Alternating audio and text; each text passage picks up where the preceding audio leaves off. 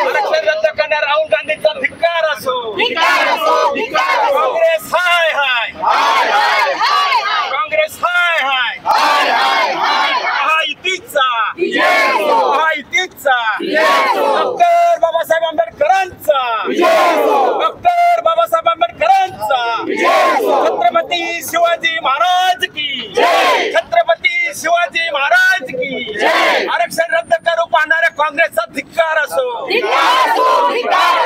राजीव गांधी मुर्दाबाद, राहुल गांधी मुर्दाबाद, काँग्रेस मुर्दाबाद, महायुतीचा.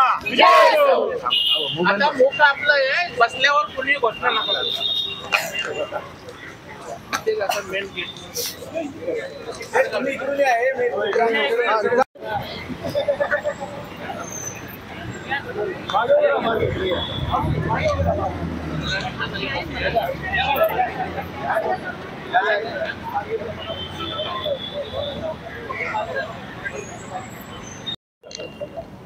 परमपूज्य डॉक्टर बाबासाहेब आंबेडकर आणि संविधान हे आमचं दैवत आहे आणि संविधानानं डॉक्टर बाबासाहेब आंबेडकरांनी आरक्षण या देशातला पीडित, शोषित, वंचित, उपेक्षित समाज आहे त्यासाठी दिलेलं आहे.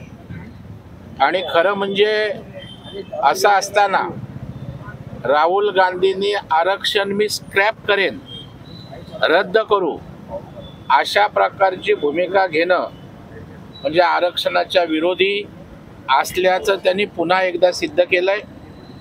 अगदी पंडित नेहरूंपासून इंदिरा गांधी असतील, राजीव गांधींपासून काँग्रेसची भूमिका ही आरक्षणाच्या विरोधातच राहिलेली आहे आणि तो फुटकार पुन्हा एकदा राहुल गांधीच्या माध्यमातून या ठिकाणी दिसून आलेला आहे. आणि त्याच्यामुळे देशातल्या आरक्षणाचा लाभ घेणाऱ्या जनतेमध्ये एक प्रचंड संतापाची लाट त्या ठिकाणी उसळलेली आहे. आणि म्हणून आज भारतीय जनता पार्टीच्या वतीनं, आमच्या महायुतीच्या वतीनं आज सगळीकडे त्या ठिकाणी आंदोलन केलं जात आहे. आणि तशाच प्रकारे या ठिकाणी हा आरक्षण लाभार्थ्यांचा आवाज उठवण्यासाठी, आरक्षणाच्या विरोधात घेतलेल्या भूमिकेचा निषेध करण्यासाठी, धिक्कार करण्यासाठी आज चेंबूरला परमपूज्य डॉक्टर बाबासाहेब आंबेडकरांच्या पुतळ्यासमोर आम्ही मूक आंदोलन या ठिकाणी केलं. आणि या सगळ्या भावना, राहुल गांधीच्या विरोधातल्या भावना आपल्या माध्यमातून महाराष्ट्रातील जनतेसमोर, देशातील जनतेसमोर त्या ठिकाणी आम्ही व्यक्त केल्यात. काँग्रेसचा आम्ही धिक्कार करतो, राहुल गांधींचा धिक्कार करतो. मी तर असं आवाहन करेन की जिथे जिथे राहुल गांधी जातील तिथे आरक्षणाचा लाभ घेणाऱ्या आरक्षण प्रेमिक जनतेनं, पीडित, शोषित, वंचित समाजानं त्या ठिकाणी राहुल गांधींना पळवून लावलं पाहिजे. त्यांना या देशात संविधानाचं बोलण्याचा नैतिक अधिकार नाही. केवळ लोकसभेला संविधान हातात घेऊन त्या ठिकाणी चालत नाही, तर संविधानाच्या माध्यमातून जे आरक्षण त्या ठिकाणी आहे त्या आरक्षणाच्या बाबतीत तुमची भूमिका जर अशी असेल तर संविधानावरचं आपलं प्रेम हे पुतणा मावशीचं होतं, डॉक्टर बाबासाहेब आंबेडकरांवरचं प्रेम पुतणा मावशीचं होतं आणि सगळ्याच परतफेड महाराष्ट्रातील, देशातील जनता या ठिकाणी केल्याशिवाय राहणार नाही अशा प्रकारचा मला पूर्ण विश्वास आहे. सर, आज काँग्रेस पण आंदोलन करते बीजेपीच्या विरोधात, काय सांगा? नाही, त्यांना लाजा वाटल्या पाहिजेत. एक तर त्यांचे नेते काँग्रेसनं आरक्षणाच्या विरोधात भूमिका घेतले आणि गिर गया तो भी टांग ऊपर, काँग्रेसची अशाच प्रकारची प्रवृत्ती आहे, ते भरकटलेत आणि त्याच्यामुळे आता देशातनं जो तीव्र अशा प्रकारचा संताप व्यक्त होतोय, धिक्कार राहुल गांधीचा आणि काँग्रेसचा होतोय, त्यातनं कुठेतरी सावरण्यासाठी आम्ही आहोत हे दाखवण्याचा केविलवाना प्रयत्न आहे. परंतु बूंद से गई व हौद से नहीं आती. मुख्यमंत्री अरविंद केजरीवाल जामीन मंजूर झाला आहे, ते कथित लिकल घोटाळ्यामध्ये आता त्यांना दिलासा दिलाय, काय सांगा? ते सुप्रीम कोर्टाचा, न्यायालयाचा विषय आहे, त्याच्यावर आम्ही काय बोलणार. न्याय व्यवस्था आहे, त्याच्या निर्णयावर आम्ही बोललो. बाळासाहेब थोरात यांनी ट्विट केलंय, भाजप का आंदोलन करते त्यांनाच कळत नाही आणि राहुल गांधींनी असं वक्तव्य केलेलं नव्हतं आणि अज्ञानातून हे आंदोलन करतायत, फेक नरेटिव्ह करतायत असं. मला वाटतं बाळासाहेब थोरात जर बहिरे असतील तर त्यांना क्लिपही आम्ही बाळासाहेब थोरातना पाठवून देण्याची व्यवस्था करतो. आपल्यालाही क्लिप आपल्या माध्यमांकडे आहे, पाहिजे तर आम्ही देऊ. त्याच्यामध्ये राहुल गांधी स्पष्टपणे या ठिकाणी आरक्षण स्क्रॅप करू अशा प्रकारचं बोललेलं आहे. आता त्या ठिकाणी सोंग घेतलेल्यांना ऐकायलाही येणार नाही, त्या ठिकाणी दिसणारही नाही. बाळासाहेब थोरात यांचं ढोंग आहे, सोंग आहे. आता जनता जेव्हा त्यांना सगळीकडून पळवून लावेल तेव्हा राहुल गांधी बोललेत की नाही याचं प्रत्यंतर त्यांना येईल. सर, हिंदी में जाना चाहेंगे. संकेत बावनकुळेंना वाचवण्याचा प्रयत्न करतात, जसं पुण्यामध्ये आरोपीला वाचवण्याचा प्रयत्न केलाय तशाच प्रकारे त्याला वाचवण्याचा प्रयत्न करत तीन मित्र सुद्धा गाडी घेऊन कोणी त्या ठिकाणी वाचवण्याचा प्रयत्न करत नाही. स्वतः संकेतच्या वडिलांनी प्रदेशाध्यक्षांनी सांगितलेलं आहे की माझ्या मुलाच्या बाबतीत जर काही पुरावे आढळले तर त्यांच्यावर कारवाई करा. गृह खात्याने सांगितलेलं आहे कोणालाही वाचवलं जाणार नाही, कायदा सगळ्यांसाठी समान आहे, योग्य ती कारवाई संबंधितांवर होईल.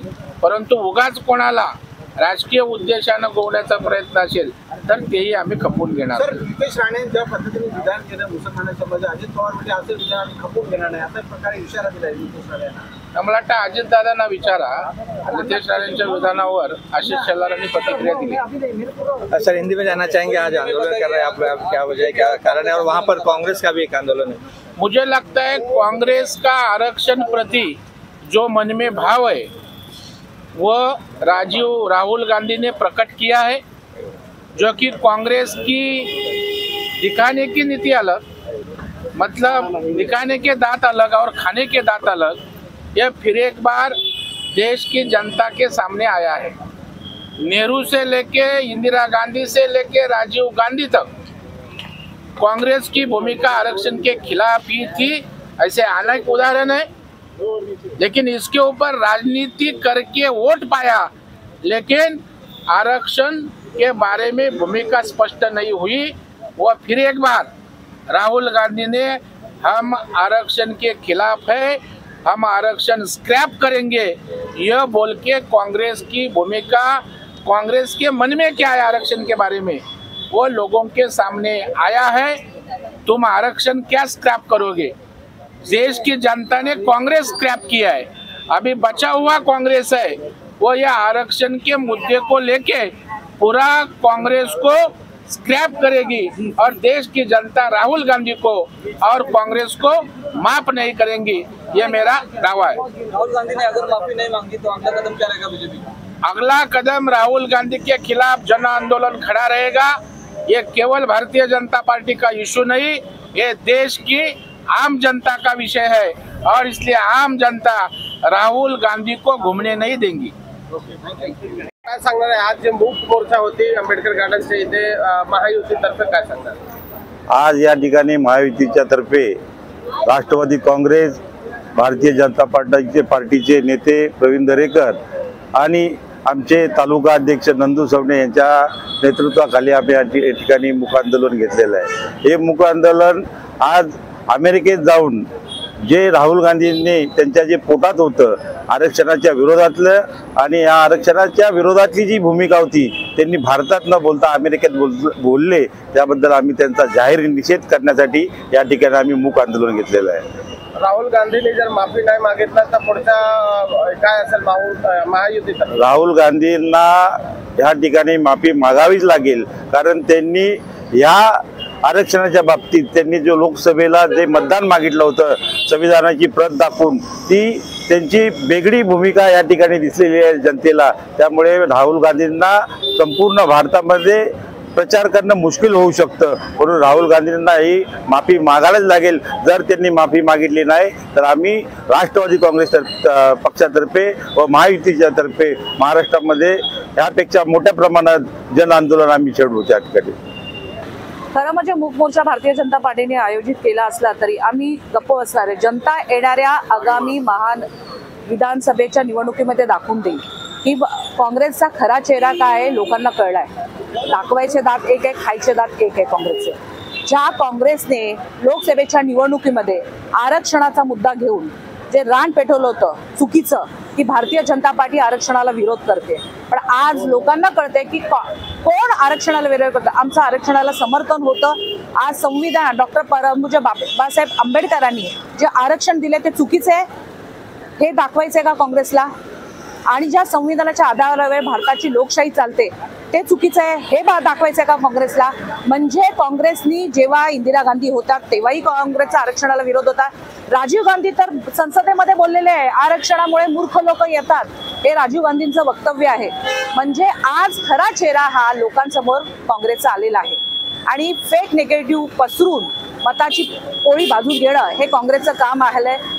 पूर्ण देशामध्ये आज काँग्रेसचा सुपडा साफ झालेला आहे. उरली सुरली काँग्रेस आहे, त्याला संजीवनी मिळण्यासाठी कशा प्रकारे फेक केलं जाईल आणि आपली पोळी भाजवण्यासाठी हे काँग्रेसचं काम आहे. पण जनता, महाराष्ट्र जनता सुज्ञ आहे आणि महाराष्ट्राच्या जनतेलाही कळू दे की खरा आरक्षणाला विरोध करणारा हा काँग्रेस आहे. मग ते शरद पवार असू दे किंवा त्यांच्याबरोबर असणारे मांडीला मांडी घालून बसणारे मित्र परिवार असू दे, सगळ्यांचा हा आरक्षणाला विरोध आहे. सन्माननीय पंतप्रधान मोदीजींनी संविधानच्या आधारे देशाची घटना देश चालतो हे ठणकावून सांगितलंय की संविधान कोणीही बदलू शकत नाही, आरक्षण कोणीही बदलू शकत नाही. हे स्वतःही सन्माननीय पंतप्रधानांनी सांगितल्यानंतर जर ही भूमिका हे घेत असेल म्हणजे ह्यांच्या मनातच होतं की आरक्षण रद्द करणं. मी फक्त एवढंच म्हणेन की आज बाबासाहेबांच्या या उद्यानाजवळ आम्ही आहे. बाबासाहेबांनी आम्हाला आरक्षण ही खूप मोठी देणगी दिलेली आहे. म्हणजे म्हणतात ना की ज्या देणगीबद्दल आम्ही कितीही आमच्या 7 पिढ्या जरी कष्ट करून त्यांच्यासाठी काही करू शकल्या तरी कमी पडेल. तर राहुल गांधींनी जे वक्तव्य केलं की आरक्षण स्क्रॅप करेल, तर बाबासाहेब आहेत ते, बाबासाहेबांनी लिहिलेलं संविधान आहे ते, तुमच्या पिढ्यानपिढ्या नष्ट होतील आरक्षण स्क्रॅप करायला. अशा पद्धतीचं वक्तव्य जर तुम्ही करत असाल तर गोरगरीब समाज, जो दलित समाज, जो आमचा समाज आहे तो तुम्हाला कधीच पुढे येऊ देणार नाही, तुम्हाला निस्तनाबूत करेल. कारण की आरक्षणावरती आमचा समाज हा पूर्णपणे अवलंबून आहे. त्या आरक्षणाला जर तुम्ही स्क्रॅप करायची भाषा करता तर तुम्ही केव्हा स्क्रॅप व्हाल हे कळणारही नाही. हे फक्त मी सांगेन राष्ट्रवादी काँग्रेस पार्टी महिला